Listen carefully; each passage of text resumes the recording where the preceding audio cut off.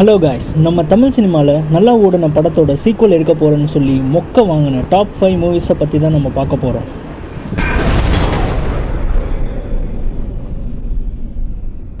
நம்ம லிஸ்ட்டில் நம்பர் 1 இருக்கிறது சந்திரமுகி 2. இந்த படத்தோட ஃபஸ்ட் பார்ட் எடுத்த பி வாசு தான் இந்த ரெண்டாவது பார்ட்டே எடுத்தார். ஆனால் ஃபஸ்ட் பார்ட்டோட மாதிரி இந்த படம்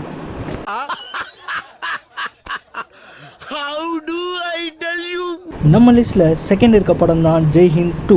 இந்த படத்தை நம்ம அர்ஜுன் சார் தான் டைரக்ட் பண்ணி நடிச்சும் இருப்பார். ஆனால் இந்த படம் அதை வேற ஞாபகப்படுத்திட்டீங்க. நெஞ்சமெல்லாம் பொண்ணா இருக்கு தம்பி, மறக்க முடியல. நம்ம லிஸ்ட்டில் நம்பர் 3 இருக்க படம் கோட் 2. இந்த படத்தை சரத் மாண்டவா என்றவர் தான் எடுத்திருக்காரு. ஆனால் நம்மள பாதி பேருக்கு இந்த மாதிரி ஒரு படம் வந்துதானே தெரியாது. இதை நான் சொல்லல, யார் சொன்னாலும் உங்களுக்கே தெரியும். உங்களுக்கு தெரியுமான்னு முதல்ல சொல்லுங்க.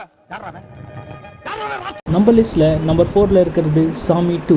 இந்த படத்தை பார்ட் 1 எடுத்த ஹரி தான் எடுத்திருப்பார். ஆனால் இந்த படமும் சுத்தமாக ஓடவே இல்லை.